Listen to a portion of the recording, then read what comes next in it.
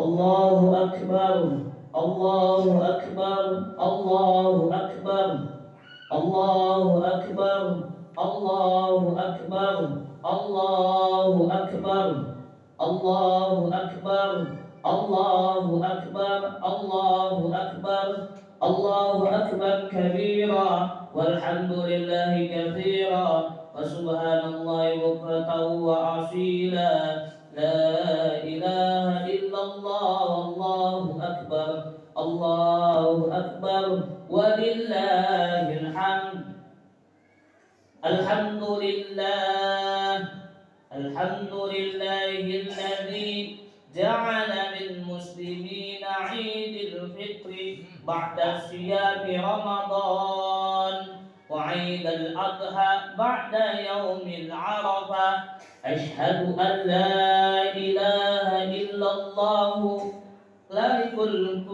ملك العظيم الأكبر وأشهد أن سيدنا محمدا عبده ورسوله اللهم صل على سيدنا محمد وعلى آله وأصحابه الذين أذهب عنهم الرجس وطهر أما بعد فيا عباد الله اتقوا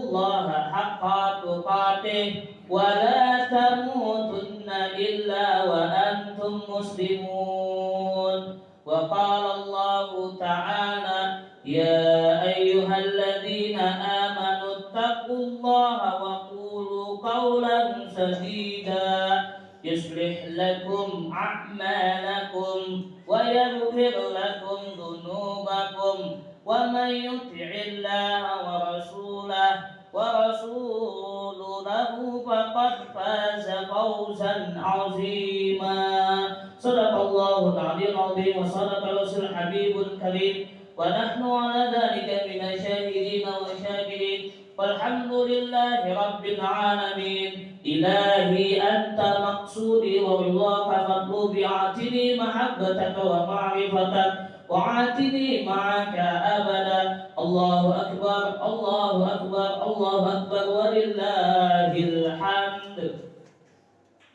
Hadirin sidang sholat sunnah Idul Adha, pada pagi ini kita telah masuk pada tanggal 10 Zulhijjah 1444 Hijriah. Marilah kita bersama-sama hadapkan rasa syukur kita kepada Allah Subhanahu wa Ta'ala yang telah menyempurnakan nikmatnya kepada kita, nikmat yang besar yang wajib kita syukuri, yaitu nikmat iman, Islam dan ihsan serta sehat wal afiat, sehingga Allah memanjangkan usia dunia kita, sehingga kita bertemu kembali dengan hari raya Idul Adha. Salawat serta salam semoga terlimpah curahkan pada junjungan kita baginda Rasulullah Muhammad sallallahu alaihi wasallam beserta keluarganya, sahabatnya serta aulia Allah dan para pengikutnya sampai hari akhir. Allahu akbar, Allahu akbar, Allahu akbar walillahil hamd.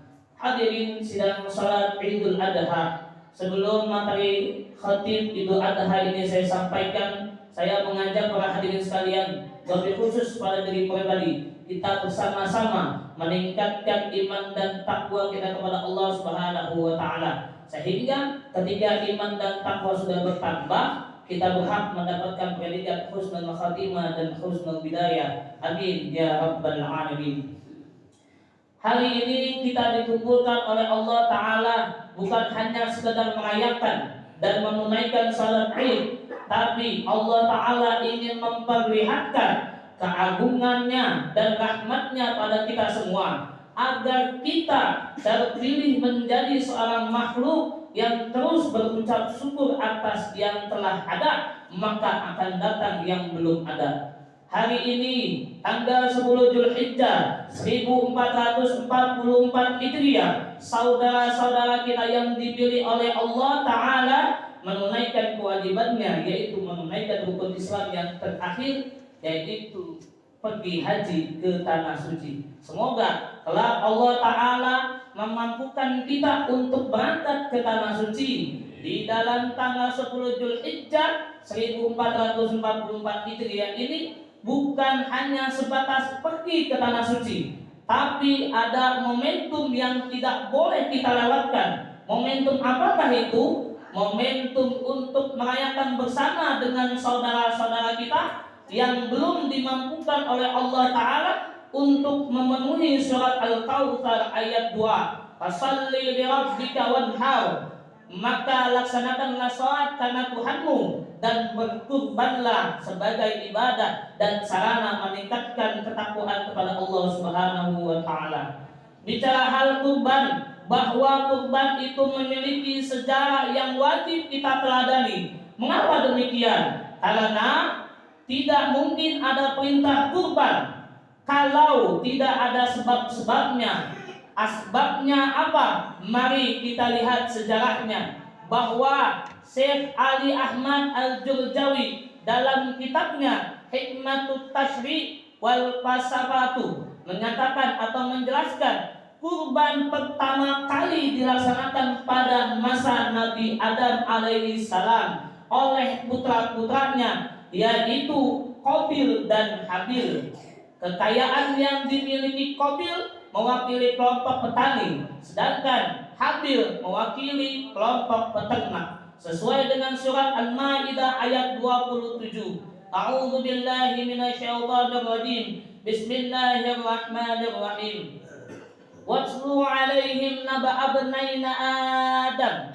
Watlu 'alaihim naba'a abnai Adam bil haqq. إذ قربا قربانا فتقبل من أحدهما ولم يتقبل من الآخر قال لأقتلنك قال إنما يتقبل الله من المتقين.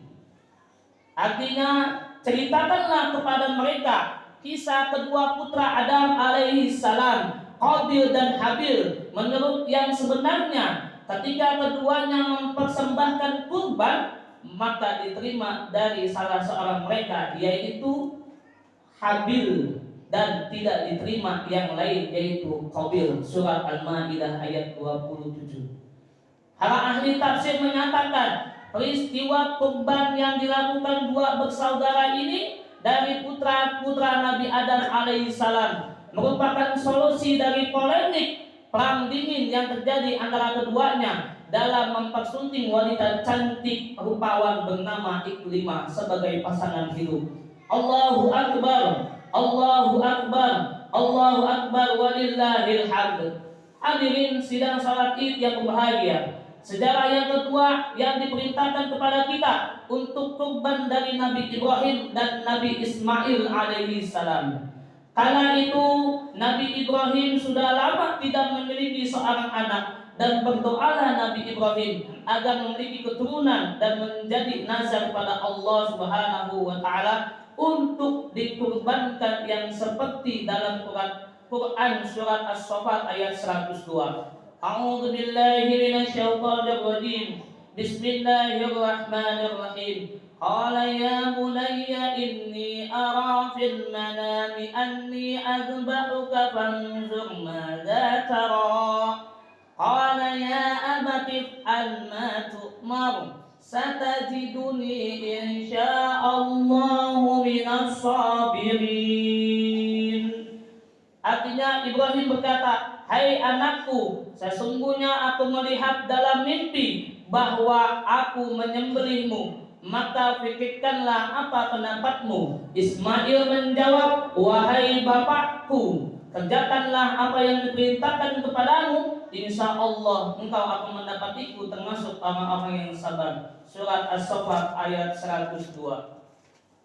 Idul Adha adalah momentum yang tepat untuk saling memberi dan menerima. Memberi apa? Memberi kebahagiaan kepada mereka yang belum bisa berkurban. Lalu apa maksudnya saling menerima? Maksudnya menerima pemberian dari Allah Ta'ala, baik dalam jumlah kecil maupun dalam jumlah besar. Jangan dikasih jumlah yang kecil kita mengeluh, dan sedangkan jumlah yang besar kita sangat bersyukur. Padahal selain itu ada ujian di baliknya dari Allah Subhanahu wa taala. Dari hari raya Idul Adha inilah kita belajar seperti para nabi, terutama kepada para nabi Adam alaihissalam beserta kedua putranya, dan Nabi Ibrahim bersama putranya Nabi Ismail alaihissalam. Belajar dalam hal apa? Dalam hal kerelaan beribadah dan kerelaan beramal. Artinya ibadah itu tidak hanya sebatas hablum minallah, tapi hablum minan nas pun wajib beribadah secara muamalah. Lalu kerelaan beramal pun jangan mengharapkan timbal balik atau hadiah dari Allah Ta'ala. Kalau mengharapkan seperti itu, berarti bukan kerelaan beramal, itu mengharapkan imbalan atau berhitung kepada Allah Subhanahu wa Ta'ala. Allahu Akbar, Allahu Akbar, Allahu Akbar, walillahil hamd. Hadirin sidang salat Id Adha yang berbahagia. Hari raya Idul Adha memiliki dua perayaan yang sangat sakral dan suci. Mengapa disebut sakral dan suci? Pertama, di dalam perayaan itu ada momentum pergi haji ke tanah suci. Sesuai dengan doa Nabi Ibrahim alaihissalam saat selesai membangun Ka'bah yang termaktub dalam firman Allah Ta'ala, Quran surat Al-Baqarah ayat 128. A'udzu billahi minasyaitonir rajim. Bismillahirrahmanirrahim. Rabbana waj'alna muslimaini laka wa min dhurriyyatina ummatan muslimatan lak wa arina manasikana wa tub 'alaina innaka antat tawwabur rahim. Ya Tuhan kami, jadikanlah kami berdua orang berserah diri kepadamu. Jadikanlah dari keturunan kami umat yang berserah diri kepadamu. Tunjukkanlah kepada kami cara-cara melakukan manasik atau rangkaian ibadah haji. Dan terimalah taubat kami, sesungguhnya Engkau maha penerima taubat lagi maha penyayang. Allahu Akbar, Allahu Akbar, walillahil hamd. Hadirin sidang salat Id yang berbahagia. Lalu perayaan yang kedua yang sakral dan suci itu adalah perayaan kurban, yang dimana telah ditetapkan dalam hadis dari Ibnu Majah bahwa Rasulullah Muhammad sallallahu alaihi wasallam bersabda, barang siapa yang mampu atau diberikan kemampuan oleh Allah Ta'ala untuk berkurban dan dia tidak berkurban, maka janganlah ia mendekati masjid kami atau tempat ibadah kami. Hadis riwayat Ibnu Majah. Maka dari itu, marilah kita jadikan momentum hari raya Idul Adha atau hari raya haji dan kurban bukan hanya sekedar perayaan semata, namun harus kita usahakan untuk mengamalkannya dengan penuh kerelaan. Dan pada akhirnya kita tergolong dan digolongkan menjadi orang atau makhluk yang memiliki rasa kerelaan dalam ibadah dan kerelaan dalam beramal. Sebelum khatib tutup Id ini atau khatib tutup materi ini, saya mengingatkan bahwasannya Al-Habib Abdullah pernah mengatakan kurban jangan berniat kurban, tapi sunnah kurban. Kalau berniat kurban berarti kita bernazar, tetapi kalau sunnah kurban itu diperbolehkan. Dan kalau niatnya kurban, dagingnya tidak boleh dimakan oleh kita. Maka dari itu kita luruskan niat kita untuk niat sunnah kurban supaya dagingnya bisa dimakan oleh kita dan menjadi halal dan thayyibah. Semoga Allah Subhanahu wa taala berkahi kita semuanya, segalanya dan selamanya. A'udzu billahi minasyaitonir rajim. Bismillahirrahmanirrahim. Inna a'tainakal kautsar fasholli lirabbika wanhar inna syani'aka huwal abtar. Barakallahu li wa lakum fil Qur'anil azim wa nafa'ani wa iyyakum bima fihi minal ayati wa dzikril hakim. Taqabbal minna minkum wa min tilawatahu innahu huwas samiul alim. Wa qulu qawla hadza fastaghfiru innahu huwal ghafurur rahim. Allahumma salli wa sallim ala sayyidina Muhammad wa ala ali sayyidina Muhammad.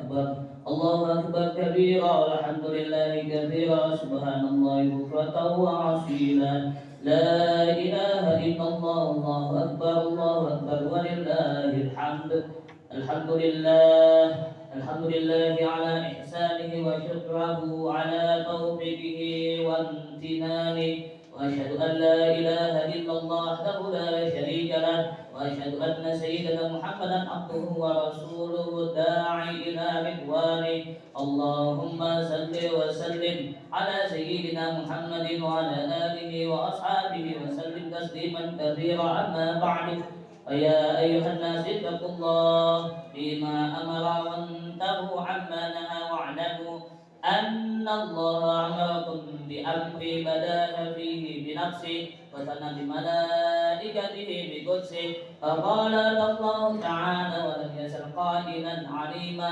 إن الله وملائكته يصلون على النبي يا أيها الذين آمنوا صلوا عليه وسلموا تسليما اللهم صل وسلم وبارك على سيدنا محمد وعلى آل سيدنا محمد وارض عن الخلفاء الراشدين ساداتنا ابي بكر وعمر وعثمان وعلي وعن بقية الصحابة والكرامة والتابعين ومن تبعهم بإحسان إلى يوم الدين وعلينا معهم برحمتك يا أرحم الراحمين اللهم اغفر للمؤمنين والمؤمنات والمسلمين والمسلمات الأحياء منهم والأموات إنك سميع قريب مجيب دعوات ويا قاضي الحاجة إنك سميع الدعاء اللهم ادفع عنا البلاء والوباء والزلازل والمحن واشرب فتنة ما ظهر منها وما بطن من بلاد خاصة من المسلمين عما في إندونيسيا بصحة بدن وعافية